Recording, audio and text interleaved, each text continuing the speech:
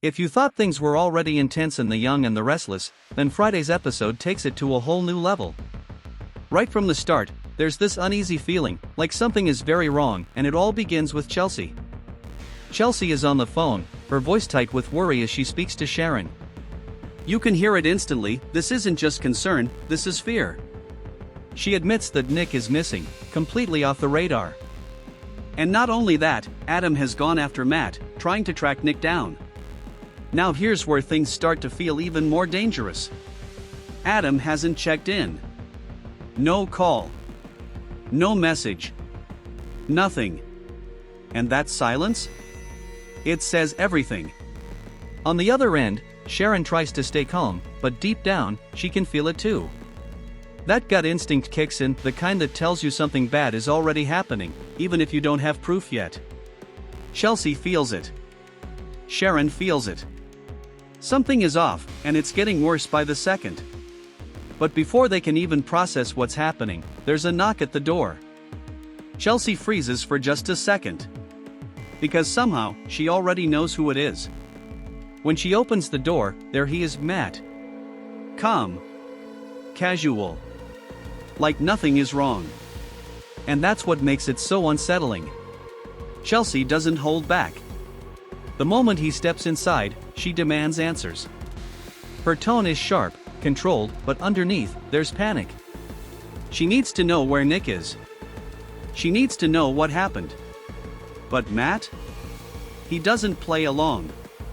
Instead, he smirks, throws out a cocky comment, even calls her hot stuff like this is some kind of game. And in that moment, you realize something chilling. He's enjoying this. Chelsea quickly changes her approach. She softens her tone, trying to appeal to him in a different way. She pleads, trying to get anything, even the smallest clue. But Matt stays in control. He gives her nothing real. Just one cold, shocking claim. Nick is dead. The words hang in the air like a bomb. For a second, everything just stops. But something about the way he says it doesn't sit right. It feels off. Like he's testing her, manipulating her, pushing her to react. And before Chelsea can even fully respond, Matt drops one more line. He says he's about to disappear, just like a Vegas magician. And then he walks out. Just like that. No answers. No proof. Just fear, confusion, and a growing sense that this is far from over. Chelsea is left standing there, trying to process everything. Her mind is racing, her instincts screaming that none of this adds up. Because deep down, she doesn't believe Nick is dead. And that feeling? It's about to lead her straight into something even bigger. While Chelsea is left shaken and searching for answers, the truth is unfolding somewhere far more dangerous, hidden behind a locked door. In a dark, isolated storage space, Adam slowly begins to regain consciousness. At first, everything is blurry. His head is pounding, his thoughts scattered. It takes a moment for reality to settle in, but when it does, it hits hard. This wasn't an accident. He's been attacked.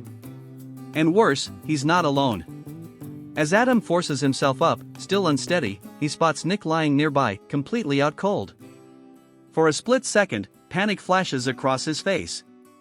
He rushes over, trying to wake him, calling his name, shaking him just enough to get a response. Finally, Nick starts to come around. Disoriented. Weak. Struggling to focus. And just like that, the pieces begin to fall into place. Adam quickly fills him in. Chelsea is in Vegas, Matt showed up, and there's been a disturbing claim that Nick didn't make it. Nick's reaction is immediate. Confusion, then frustration. Because he knows that's not true. But something else is wrong. As he tries to steady himself, Nick admits that he doesn't feel right. His body is heavy, his mind foggy, like he's not fully in control. And that's when he realizes. Matt must have given him something. Some kind of drug. Enough to knock him out, and keep him that way. Adam listens carefully, his expression tightening. He needs to be sure of one thing, and he doesn't hesitate to ask it. Is this more than just what Matt did? Is Nick dealing with something deeper? Addiction? It's a serious question, and for a moment, the tension shifts. But Nick shuts it down immediately. No hesitation. No doubt. He makes it clear whatever is happening right now is because of Matt. Not because of any personal struggle. And Adam believes him. Because right now, they don't have time for anything else. They need a way out. Adam starts scanning the room, forcing himself to focus despite the pain in his head. The space is small, closed off, and clearly meant to keep them hidden. But then, something catches his eye. A phone. Mounted on the wall. It's old, basic, but it might be their only chance. Without wasting another second, Adam moves toward it and picks it up. His hands are still shaky, but he dials the one number he knows could change everything. Chelsea. Back at the suite, Chelsea is still trying to piece things together when her phone suddenly rings. The moment she sees Adam's name, everything changes. Relief hits first. Then urgency. She answers immediately, barely able to hide the emotion in her voice. For the first time since this nightmare began, there's a real connection, a real lead. Adam doesn't waste time. He quickly explains where they are, not exact details, but enough. A storage area. Somewhere nearby. Hidden, but not impossible to find. Chelsea listens closely, already moving, already thinking ahead. This is it. This is her chance to fix everything. As the call ends, there's no hesitation. Chelsea grabs what she needs and heads out, determination written all over her face. Because now she knows the truth. Nick is alive. Adam is trapped. And Matt? He's still out there, thinking he's one step ahead. But not for long. Back in Vegas, everything is moving fast now. Chelsea doesn't wait. She doesn't hesitate. The moment she ends the call with Adam, she's already in motion, driven by instinct, fear, and a growing determination to end this nightmare. She knows one thing for sure. Time is running out. Following Adam's directions, Chelsea starts searching the area he described. Every hallway looks the same. Every door feels like it could be a dead end. But she keeps going, refusing to slow down. Because she can feel it. She's close. Meanwhile, inside that hidden space, Adam is still working to keep Nick stable. The air is thick, heavy, and tense. Every sound outside feels like it could be help or danger. Nick is struggling, but he's alert enough to understand one thing: they can't stay here much longer. They need out. Fast. And then, finally, a sound. Footsteps. Voices. Adam freezes for a second, then moves closer to the door, listening carefully.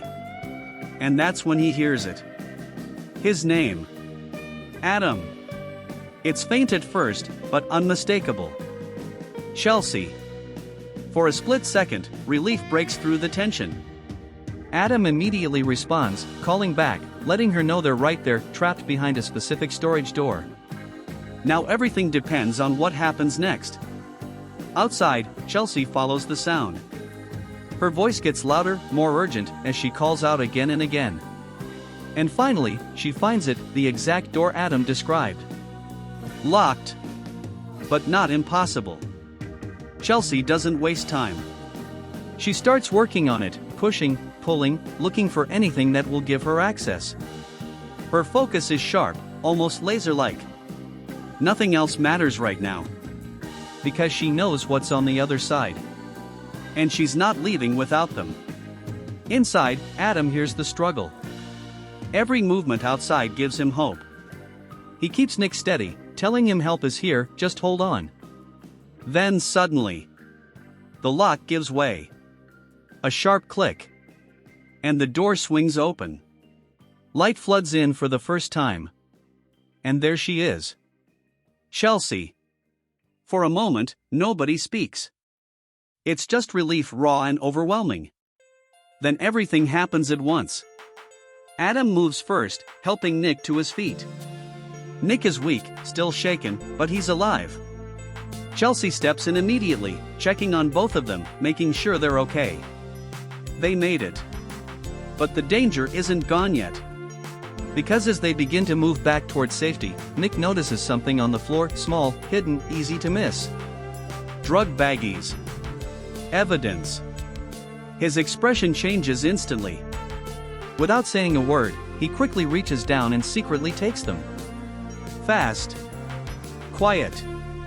Almost instinctively. Chelsea doesn't see it. Adam doesn't notice. But Nick does it anyway. And just like that, another secret slips into the story.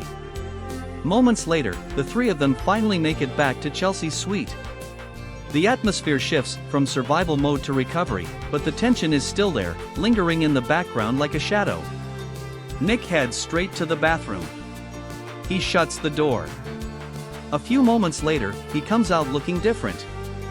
Stronger. Sharper. Like he's pushed himself back into control. But something about it feels forced, almost like he's hiding how shaken he really is. Outside, Adam and Chelsea exchange looks, both aware that they still don't have the full picture. Nick then makes a decision. He says they should wait before contacting Sharon.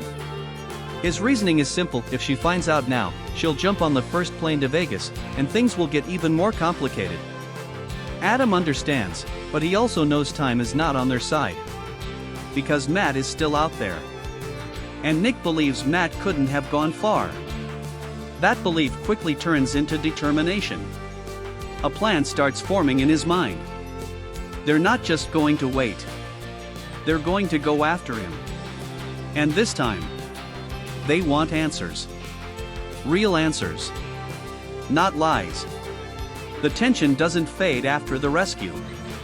In fact, it shifts into something even more dangerous. Now that Chelsea, Adam, and Nick are back together, there's no celebration. No real relief. Just a heavy silence filled with unanswered questions. Because one thing is clear. Matt is still out there. And nobody trusts what he said. Nick is the first to break the silence. His mindset has already changed. He's no longer just a victim in this situation, he's focused, alert, and determined. He insists they can't just sit around and wait for more problems to happen. They need to act. Adam, still processing everything that just happened, tries to stay practical. He wants control of the situation, not another impulsive move that could make things worse. But even he can't deny the reality: Matt has already played them once. And he could do it again. Chelsea listens quietly, watching both of them. She's relieved they're safe, but she can feel it too: this isn't over. Not even close. But what none of them realize is that something important already left the room with them. Earlier, inside that storage space, Nick saw something. And he took it. Secretly. Now, as they regroup in the suite, Nick steps away without explaining much. He goes into the bathroom, locking the door behind him. The sound of running water fills the space, masking everything else. And that's when he does it. He takes a small moment alone. The stolen baggies. Evidence from the storage room. Nick looks at them carefully. His expression is unreadable. There's tension in his face, not just fear, but something deeper. Something more complicated. Instead of telling Adam or Chelsea what he found, he keeps it hidden. For now. Outside the bathroom, Adam notices Nick's absence but doesn't question it immediately. Chelsea, however, senses something is slightly off. But neither of them pushes it. Not yet. Because there's still a bigger problem waiting. Nick comes out a short time later acting more composed. Too composed. He straightens himself out, like he's forcing control over every emotion he has. He says nothing about what he found. Instead, he shifts the focus. Back to Matt. Nick makes it clear they should hold off on contacting Sharon for now. His reasoning sounds logical on the surface. If Sharon finds out everything too soon, she'll panic. She'll rush to Vegas immediately. And that could make the situation harder to manage. But underneath that logic, there's something else. Control. Nick doesn't want chaos. He wants to handle this his way. Adam hesitates. He doesn't fully agree, but he understands the concern. Chelsea looks between them, sensing the tension building again just when they thought things were settling. And then Nick goes one step further. He says Matt couldn't have gone far. That statement changes the energy in the room instantly. Because now this isn't just about survival anymore. It's about pursuit. Nick is done waiting. He wants to find Matt. He wants answers. And more than anything, he wants control of the situation before it spirals again. Adam finally agrees to move cautiously, but it's clear he's watching everything closely now. Chelsea stays in the middle of it all, trying to hold things together, but aware that trust is fragile right now. Because everyone in that room has just been through something traumatic.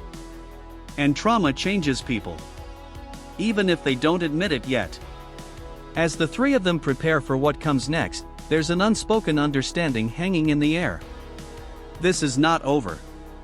Not even close.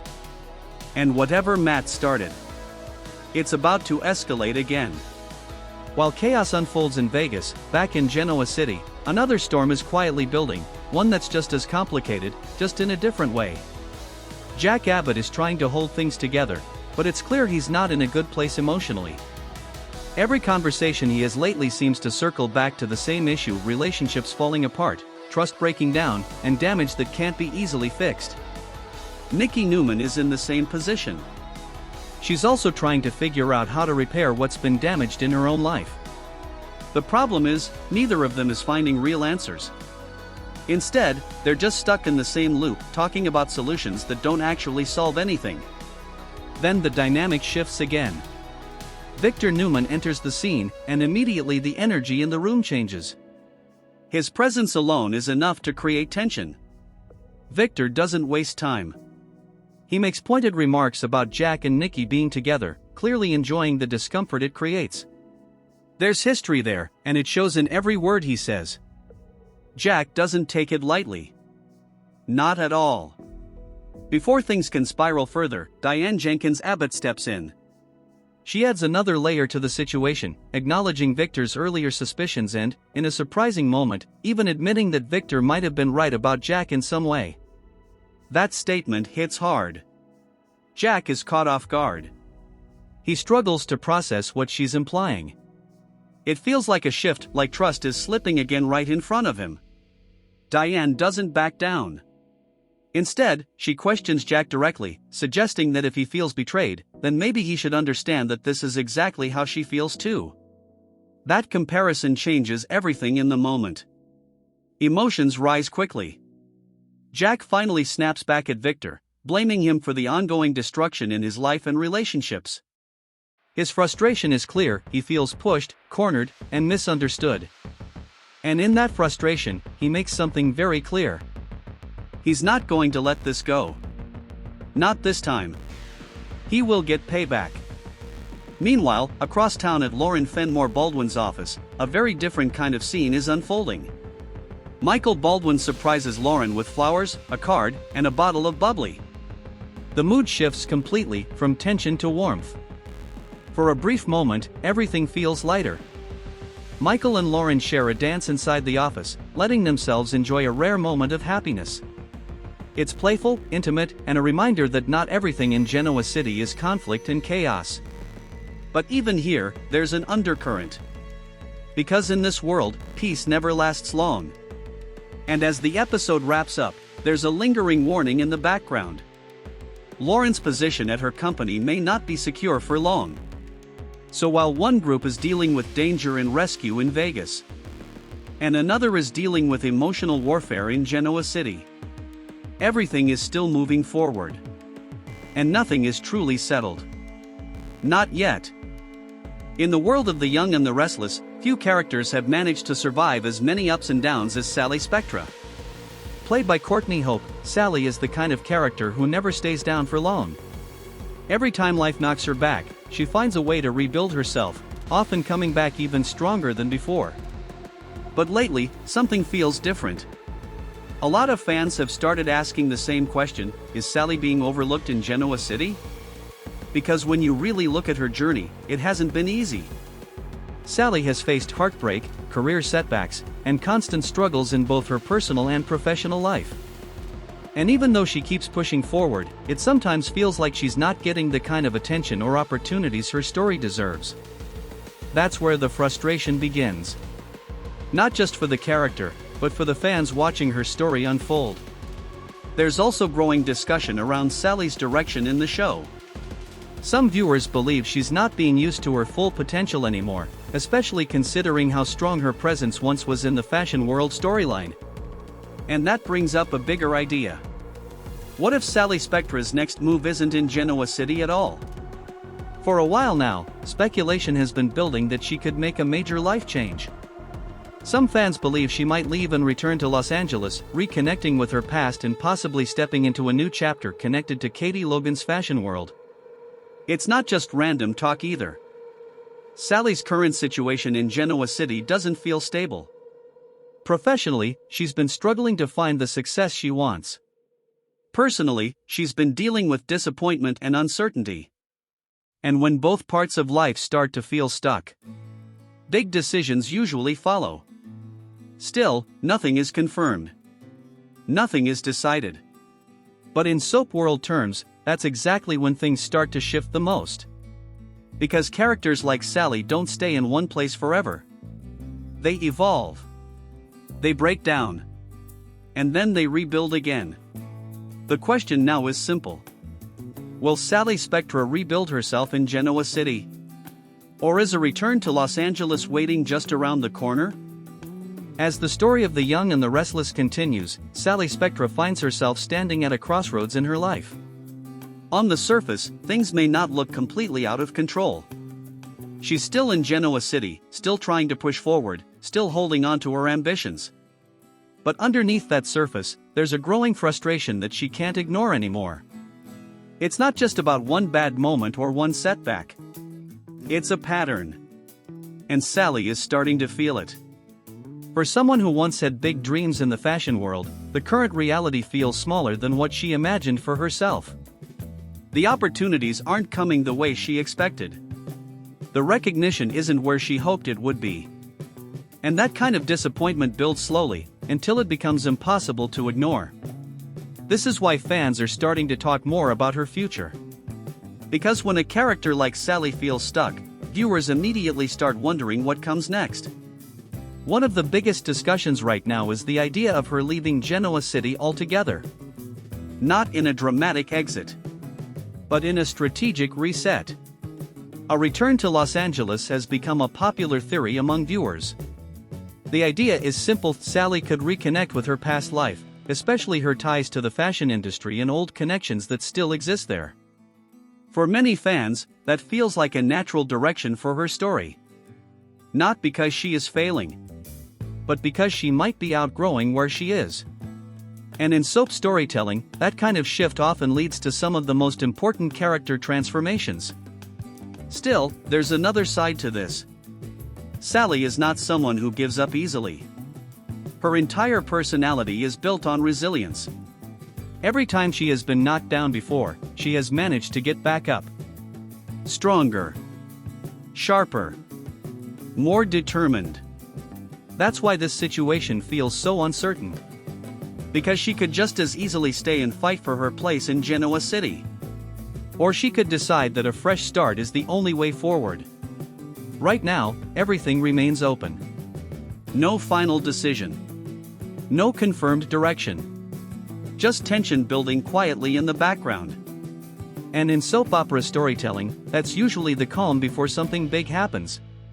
Because when Sally Spectra reaches a breaking point, something always changes.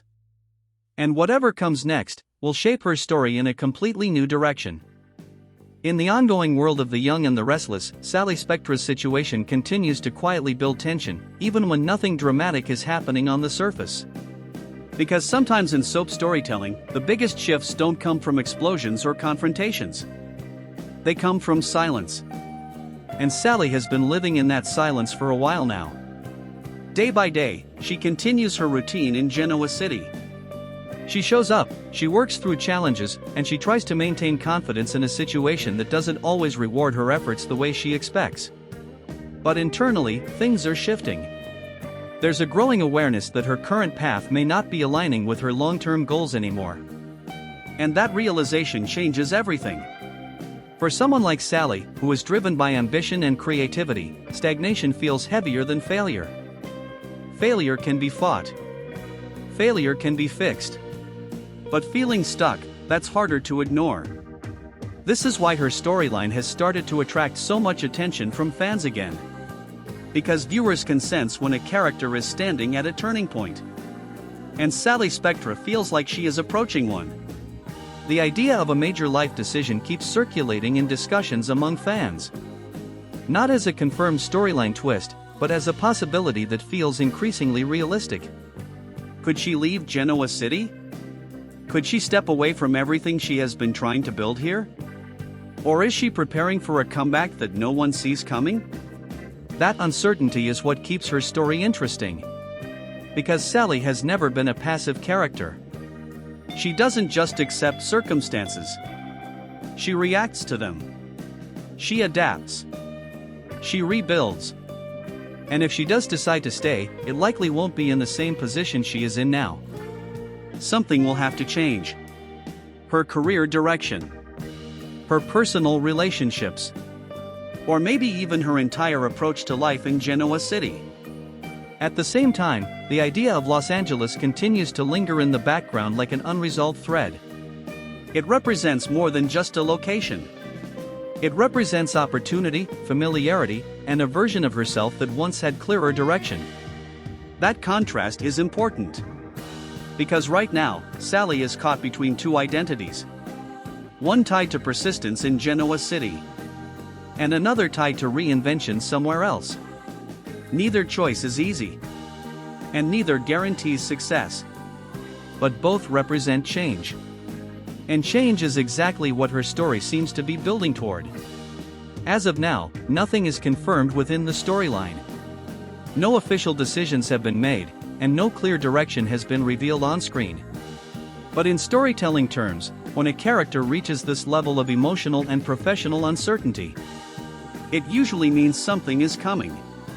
Something that will push the story forward in a new direction.